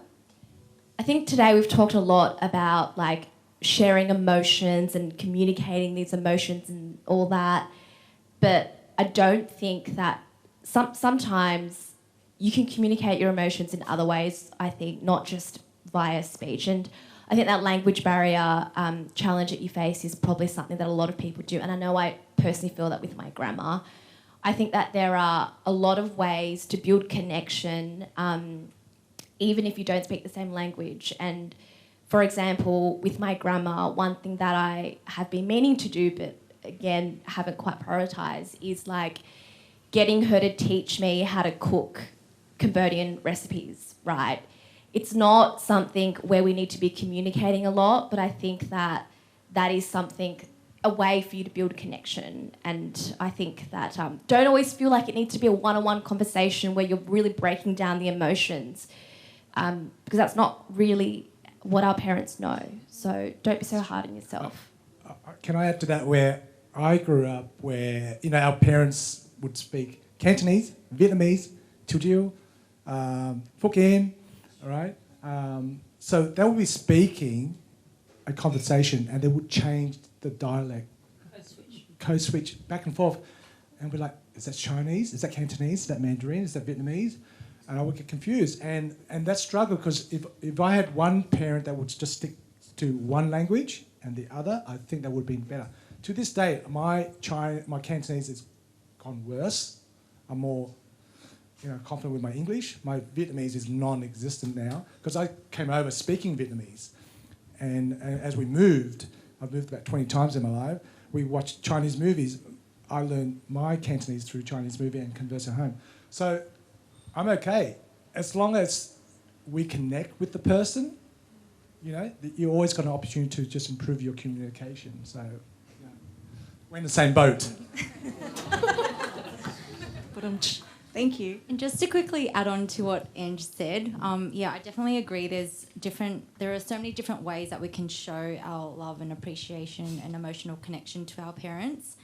And all we can do is just try our best. And sometimes we also have to let go of trying to get them to understand our point of view and just accept that sometimes they're not going to understand, and that's okay, because they've lived a completely different life to us. I know I can't have ever imagined what it would have been like to live through the Pol Pot regime. and to have gone through starvation and to move countries. And so it's just allowing for the fact that we just, as much as we can try our best to communicate, also just letting go of a bit of that pressure and expectation to get them to fully understand us, because they just have a very different upbringing from ours. More fun here. Keep going, okay? All right? As long as your parents see that you're trying, that's enough. It's okay. If you can do it through song, do it through songs. You know, through cooking, do it through cooking. Thank you. You're welcome. Do you have any more questions in the crowd?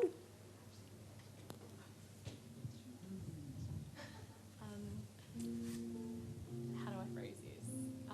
So maybe this question can be directed towards anyone on stage, but I was just thinking, I think initially it was directed towards Ange, where I think sometimes we're really able to recognise the hardships our parents have gone through to get to where we are right now. But I'm wondering whether it's important for you to have your parents understand maybe some of the hardships that you needed to go through to get to where you are right now, maybe in your career. Because I understand being, I guess, a person of colour, having grown up in the, western suburbs of Sydney, there are barriers there. Perhaps someone who had more connections in law, in psychology, or whatever it is, maybe it would have been a bit of an easier route. But I'm wondering whether it's important for you to have your parents recognise the challenges that you've gone through. Definitely. But I probably don't explain it as eloquently as you did. I could try to explain the patriarchy to them, and I could try to explain, unconscious bias and all the glass, bamboo ceilings, all the various ceilings. I just don't think they would get it. But it is really important for me. But the reason why it's really important is because sometimes when I achieve certain things that I consider to be successes, whether it's in my career or elsewhere, I don't feel like my parents can really appreciate it, and maybe it's just how they communicate their pride about it. But that's actually what prompts me to say, well, actually, no, this is, quite a big deal for me, and you're not, I don't think you quite understand. And it comes up a lot for me because my older sister, as you know, Hells, is a doctor. And my parents get that. They are like, it's easy for them to get, but trying to explain other, other parts of my world can be hard. But I do try. To your question, is it important? Yes, it is important. I do try, but not in the way that maybe I might communicate with my friends. I try to appeal to what makes sense to them, I guess.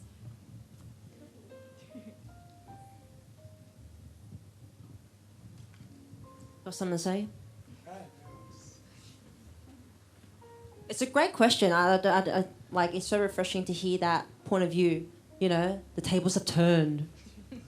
For your parents, imagine your parents asking you, what are some of the hardships that you're facing, Amelia?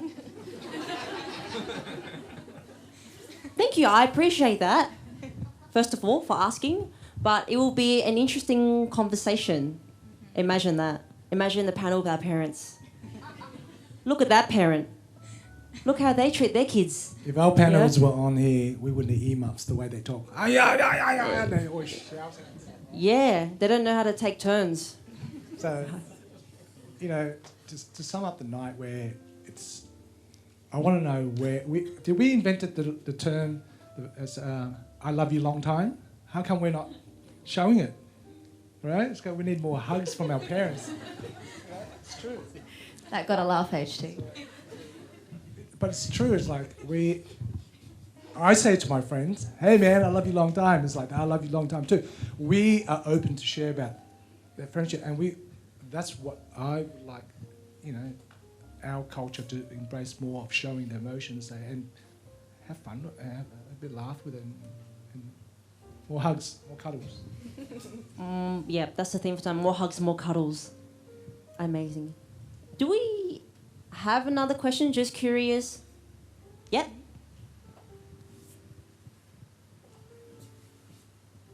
Hi, Hi, so my name's Jasmine. Hi, Jasmine. This is for the parents up there. So just a really quick one. Do you feel that your parenting style is different to your parents?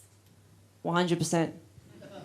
Can you maybe share a few things that either you've identified that you may have started to do that was similar to your parents and you could go, oh, that's not how I want to do it, or did it accidentally come through and then you saw something in your child that sort of brought up a memory or something that you remembered from your childhood? Yeah, definitely different styles. Firstly, I don't smack my kids.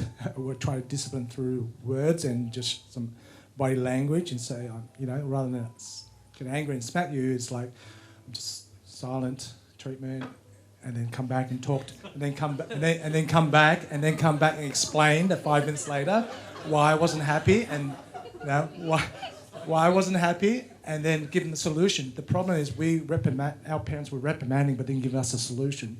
I think the key thing is reprimand, give a solution, but give them guidance as well. Definitely different from my point of view. I'll get back to you. I think there's just so many things I do differently. Didn't you tell me that one time you were like in public and then you saw a father like disciplining a kid? Yes. So I'm at Bankstown and there was I'm with I don't know if it was with John, but with someone else, a friend of mine, Aussie guy, and there was a father who just walked up, maybe the pub or the hotel there, and he's obviously angry and he's smacking this 4-year-old kid. And most of us were just like, just turn around, ignore it and stuff, and just someone disciplined. I had the S, and then I walked over and I say, I spoke as bad as my Vietnamese would be. I screamed at him, and I said, then spoke to English, stop it, you can't be smacking this. And I asked the kid, hey, is this your dad, your uncle? And he's like crying and stuff. And I said, I'm going to take you to the police right now if you like. And he apologised and stuff. And if we see that, we got to stand up these days. If we want to make a change in our culture and stuff, if you see that moment there, and especially in a public place, there's other people around to support, speak up. I think that's a good example to show that we can be better parents out there. And just to touch on that, like when I found out that I was going to become a mum, I think I realised there were so many like intergenerational patterns that were like just not normal to begin with, and that just because something has been done that way for a long time doesn't mean that it's right. So for me, I'm definitely parenting my child very differently. Like I remember 5 days postpartum, right? And my mum would just tell me, don't hold your baby too much. You can't do anything. Oh, you can't do anything. I just snapped at her and I go, well, if you were upset, we know you're upset, but we deliberately ignored you because you'll get over it. How would you feel? And I think my mum really struggled to find the words, because I think no one has ever asked that question before and made me question how we were raised as kids. But they did their best. But definitely I take more of a gentle parent approach.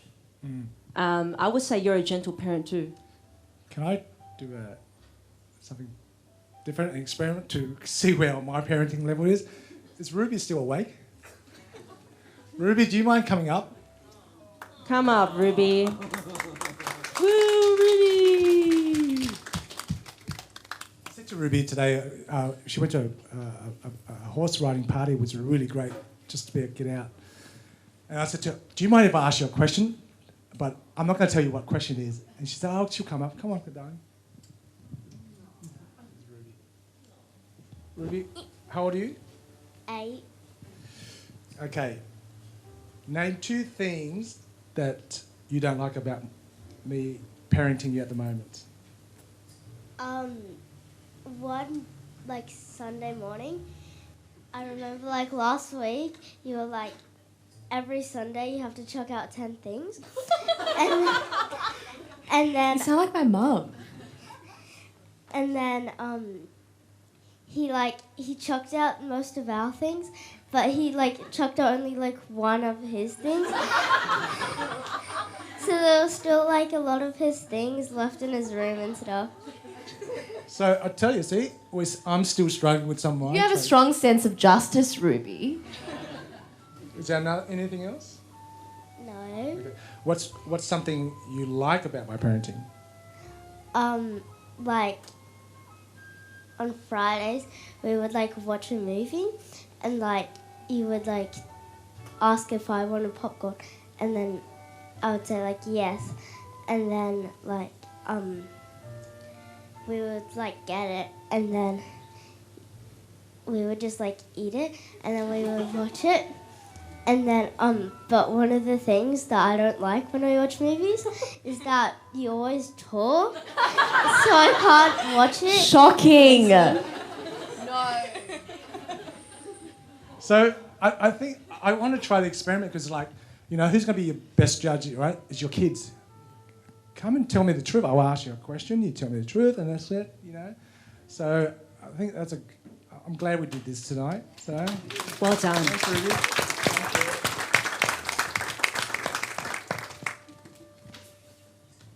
That was so cute. I lost my train of thought. I think back to like what kind of parent that we want our children to see. I think keeping that in mind, but also remembering that when we were growing up, our parents were growing up too. You know, we're so caught up in our world of like, Mom, Dad, you don't understand me. But at the same time, they're like doing their best. I think when you mentioned before, like with each generation, they're trying to improve. I can see that distinct difference between my mum's mum and my mum. Definitely a huge difference as well. So I hope that answers your question. Thank you for that. I think that ends our Q&A if no one wants to ask another question. And I guess we're going to, if you didn't read the event description, there is a giveaway. Okay, we have a giveaway winner. I'll bring the goodies out while you announce that, Okay. V. So we just put everyone's name in a randomizer generator. I think that's what it's called. So HT has kindly brought 3 of his favourite books that has... Yeah, do you want to... Yeah, there was another book by, it's called Skill with People by Les Giblin, but sold out. I couldn't get it online. So I got my other books that I've got.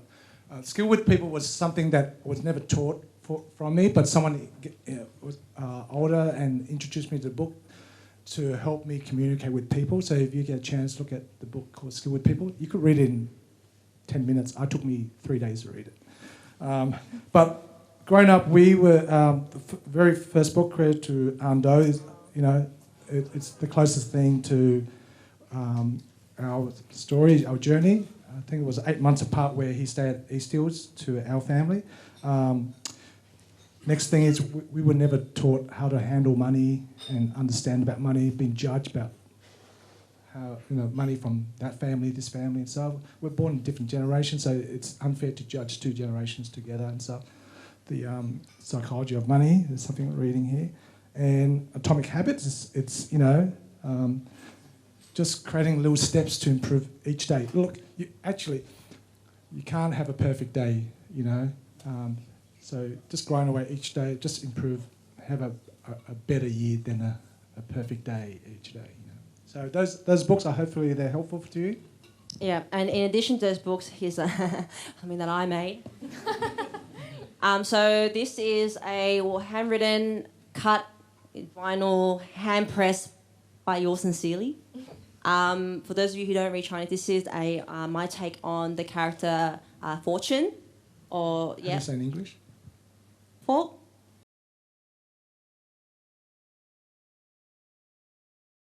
So as you can see, I'm just going to break down the idea behind it. So fork obviously means fortune, but then you'll notice that in the last character on the left, on the right hand side.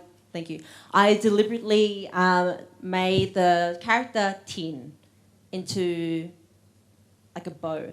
So that kind of like, it's like binding everything together. So the meaning behind that is like a never-ending flow of fortune. So yeah, this is a limited edition. I'm not making it again, okay? So one lucky giveaway winner will bring this home. Thank you. We'll start at $500 over there. Okay, and our lucky giveaway winner for today. Do we have a drum roll effect? Is Jason Lowe.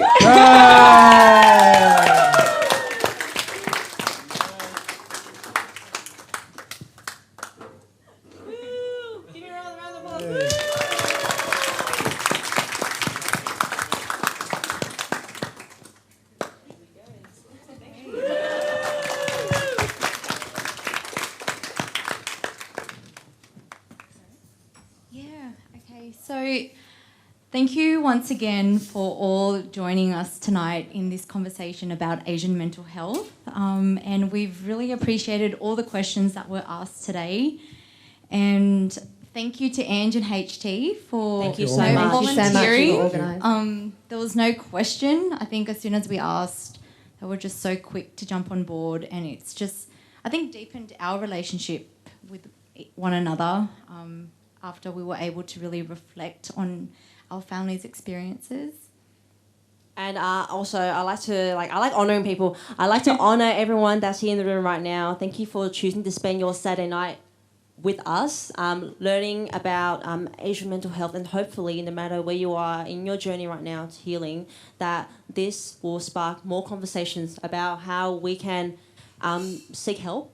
And for parents, or wanting to become parents or about to become a parent, I'd like to congratulate you as well, because it's stuff not easy. Can you imagine, our parents went to an event like this? How different we would all turn out. But maybe for our next event, we'll turn the tables Part two, yeah. Part two. So my heart is overflowing with joy as well, because this is, we don't see, growing up, I didn't see events like this. I didn't see events centered on Asian mental health. So glad that we made this a free event, because, the turnout of this event is just amazing. It blows me away to see how many people we have here tonight as well. So many souls changed, I guess, from this one night. Yeah, absolutely. So thank you again, everyone. So that wraps up tonight, and yeah, look around for potentially part two with our parents on the stage. How funny would that be? Thank you, guys. Thank you.